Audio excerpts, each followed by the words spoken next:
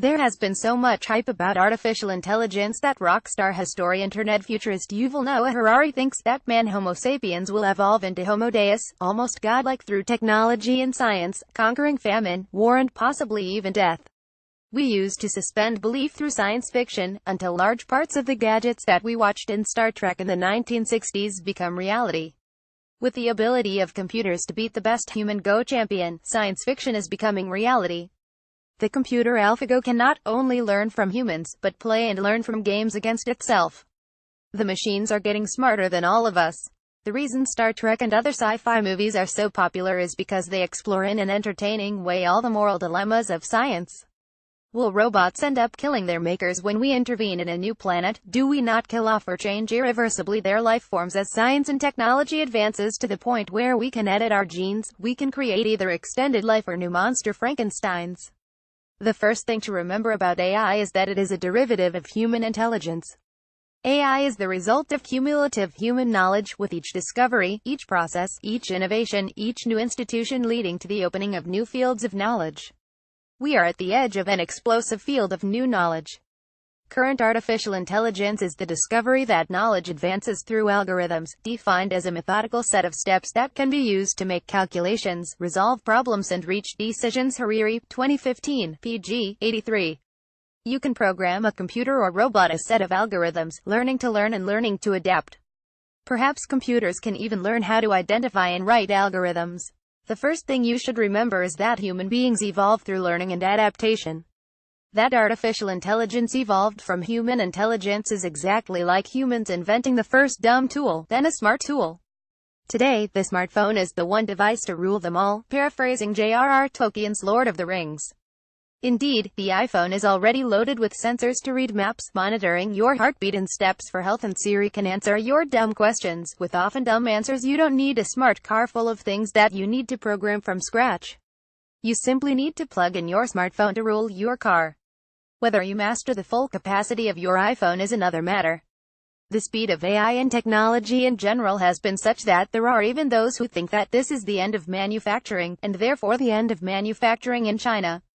Extrapolating in a linear fashion is the common mistake that futurologists make. History does not evolve in a straight line, but is shaped by conflicting and cooperative forces that drive the evolution in a non-linear manner. The present is a derivative of the past, just as the future will be a derivative of both the past and the present. Events unfold in manners man has not been able to predict with accuracy. Using big data and probability mathematics, AI enables us to extrapolate based on the best knowledge available, but there will always be an element of uncertainty, both known unknowns and unknown unknowns, including the unknowable. In his 1945 paper, The Use of Knowledge in Society, Nobel laureate philosopher and economist Friedrich Hayek understood better than any of his contemporaries that knowledge does not come coherently or rationally, but in dispersed bits of incomplete and frequently contradictory knowledge which all the separate individuals possess. Thus, even the biggest AI computer cannot play Deus ex machina. It simply does not compute from all the uncertainties around. Mortal beings therefore need not feel dumb or numb about smart machines. The threat is not from machines, but other human beings using smarter and better AI robots as tools to reach speed, scale and scope.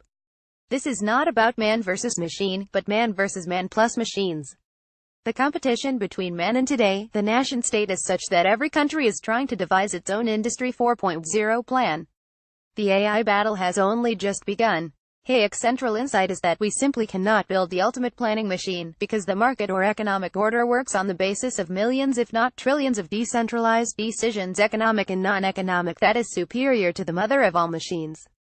He argues that in a system where the knowledge of the relevant facts is dispersed among many people, prices can act to coordinate the separate actions of different people in the same way as subjective values help the individual to coordinate the parts of his plan. The irony of the world today is that in a situation of disorder, order wins, and in a situation of order, disorder wins. We are in a situation whereby the unipolar order is moving into a multipolar order. The US is the leading technology nation, but others are catching up. President Trump, who claims to have the highest IQ of his team, has so far been held in a stalemate by Kim Jong-un, because even if the US is far larger and more powerful economically and militarily than North Korea, the fact that the latter possesses nuclear bombs changes the game. In other words, you can be IQ smart, but EQ emotional intelligence dumb.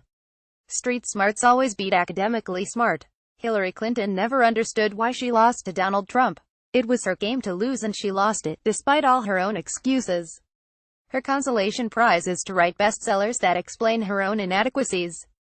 It never was an equal world.